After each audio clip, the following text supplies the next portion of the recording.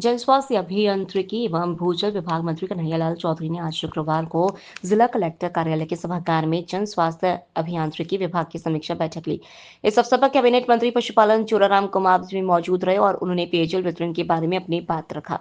बैठक में उन्होंने पाली जिले में ग्रामीण और शहरी दोनों क्षेत्रों की व सभी ब्लॉक पाली मारवान सोजत बाली सुमेरपुर रोहट के बारे में जल उपलब्धता वितरण व योजनाओं की प्रगति की समीक्षा कर कहा कि आमजन को वर्तमान स्थिति गर्मी के मौसम में सुचारू व समयबद्ध रूप से पेयजल आपूर्ति वितरण के निर्देश दिए। बैठक में मंत्री चौधरी ने निर्देश दिए पेयजल के सुचारू और नियमित रूप वितरण के लिए प्रभावी मॉनिटरिंग निरीक्षण करने के लिए निर्देश दिए। साथ ही उन्होंने जिले में जहां पेयजल से संबंधित समस्याएं उनका निराकरण व वहां आवश्यक प्रबंध व इंतजाम करने टैंकर आदि के लिए कहा। इस अवसर पर उन्होंने जल की विभिन्न योजनाओं जल जीवन मिशन के बारे में स्वीकृत कामों बकाया कामों अमृत 2.0 आदि के बारे में जानकारी लेकर आवश्यक निर्देश दिए। आज पाली जिले की पानी की जो दिक्कत थी उसकी समीक्षा बैठक की। हमारे साथ में हमारे कैबिनेट के साथी मनोज जी, हमारे केसाराम जी, ज्ञानचंद जी, हमारे पूरे विधानसभा के साथी जिलाध्यक्ष जी, कलेक्टर साहब, हमारे सभी विभाग के चीफ इंजीनियर्स और इंजीनियर्स से बैठ के आज जो समस्या थी विशेषकर रोहट और पाली के अंदर पाली पंचायत समिति के एरिया में मारवाड़ जंक्शन की जहाँ जो थी उसके लिए प्रॉब्लम को सोल्व करने के लिए रोड के अंदर आने वाले 3 महीने के अंदर हम जोधपुर से पानी दे देंगे 12 MLD के आसपास। टोटल डिमांड रोड की 10.5 MLD।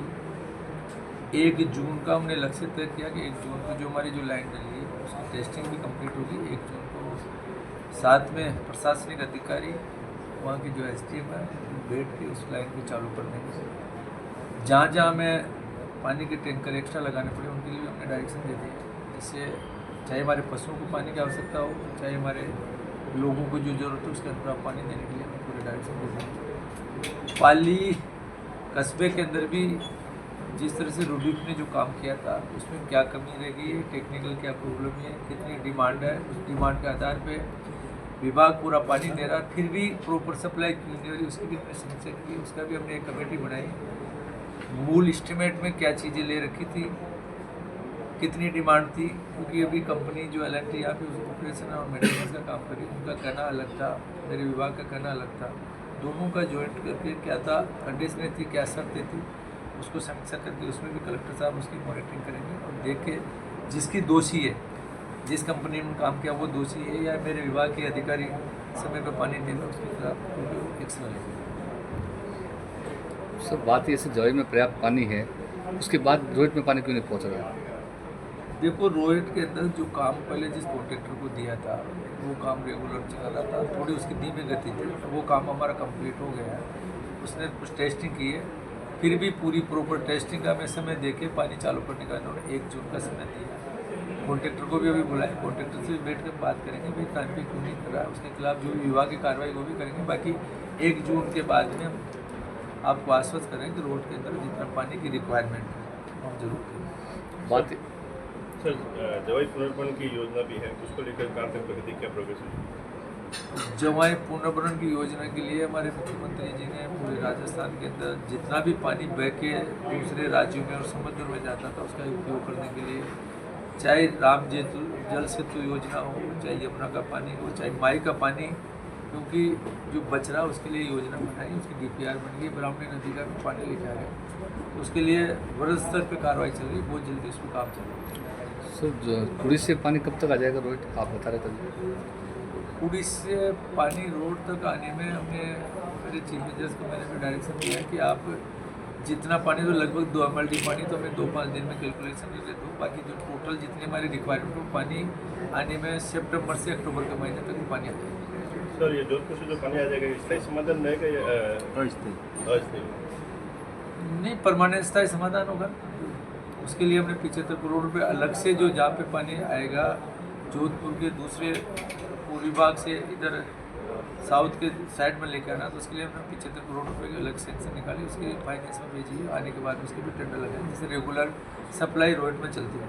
सर पेयजल की योजना के अंदर जो पशुओं की गणना नहीं की जाती, पशु कितना पानी पिएंगे सब आदमियों की गणना की जाती है, इसके आधार पर ही पानी का वितरण किया जाता है। देखो ये नेशनल लेवल का विषय है, वहाँ पे जो गणना के आधार पर चलती है उसके अंदर आगे ये विश्व विशेषकर राजस्थान क्योंकि पशुधन पे आधारित है, कई जगह हमारे वास्तव में बड़ी संकट आता है और फिर भी हमारे माननीय मंत्री मोदी बहुत संवेदनशील है पशुओं के लिए, इन्होंने काफ़ी कुछ कर रहे हैं। हमारे मुख्यमंत्री जी ने जहाँ पहले 40 रुपये प्रति पशु के होते तो उसको बढ़ा के 50 रुपये हमारे मंत्री जी ने किए हैं, जिसके अंदर पानी भी उसमें लाने का प्रावधान रखा है, एक्स्ट्रा इंतजाम का रखा है, चारे का भी रखा है, सारी चीज़ें रखा है। तो और कोई जरूरत पड़ेगी तो गोमाता के लिए पशुओं के लिए जितना होगा और एक्स्ट्रा व्यवस्था करने में करेंगे। जेजेएम का काम अधूरा पड़ा है सर लंबे समय से, तो उन ठेकेदारों के खिलाफ क्या कार्रवाई की जा रही है? देखो सबसे पहले तो मैं आपको कहना चाहता हूँ कि जेजेएम का काम मार्च 2024 से पहले पूरा करना है। पिछली सरकार ने सभी राज्यों ने 90% काम कर लिया था, राजस्थान के अंदर केवल 30 से 35% ही काम कर रहे हैं। मैं धन्यवाद देना चाहता हूँ कि हमारे मुख्यमंत्री जी के निवेदन पे उन्होंने जाके राजस्थान की समस्या रखी और हमारे प्रधानमंत्री जी ने उस पर विचार किया और इस जेजेएम को अभी इस बजट के अंदर मार्च 2023 तक बढ़ाया, जिससे राजस्थान के लिए वास्तव में ये वरदान साबित होगा। जो बचा हुआ काम है आने वाले तो मार्च 2028 से पहले पूरा कर देंगे और जहाँ काम पहले कोई गलत हुआ है, घटिया हुआ, क्वालिटी खराब हुई है या कई भ्रष्टाचार हो जाए उनके खिलाफ कार्रवाई भी कर रहे हैं।